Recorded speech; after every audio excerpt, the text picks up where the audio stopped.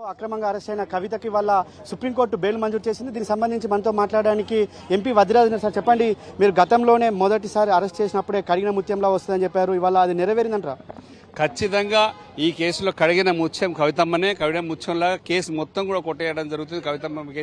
కవితమ్మ మీద పెట్టినట్టు కేసు మీద ఎలాంటి ఆరోపణలు ప్రూవ్ కాలేదు, కావు కూడా. ఎందుకంటే నిరాధారమైన ఆరోపణలు ఇవన్నీ. ఆమెకు ఎలాంటి సంబంధం లేని కేసులు, ఏదో ఒక దానికోసం పొలిటికల్ విండెక్ట్. దీంట్లో ఏముంది అందరికీ తెలుసు.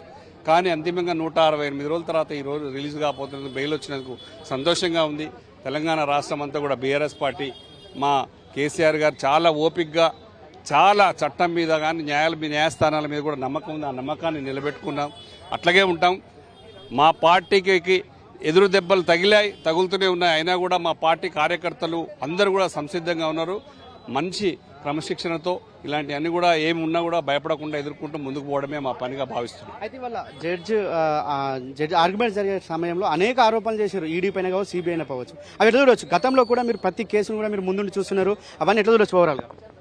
బయట ప్రజలు అనుకునేటే ఇవాళ ఆ రూపంలో బయటకు వచ్చినది. ఎందుకంటే ప్రజలు బయట తెలుసు, ఇవన్నీ ఫేక్ అని తెలుసు, ఇవన్నీ అబద్దాలని తెలుసు, అనవసరంగా పెట్టిన కేసులని తెలుసు. వాళ్ళకి ఒక్కొక్కటి నిజంగా తెలుసు, నిజం నిలకడ మీద తెలుస్తుంది. ఆ టైం వచ్చింది కాబట్టి బయటకు వచ్చింది. నిజంగా కూడా కవితమ్మకి ఈ కేసులో ఎలాంటి సంబంధం లేవు.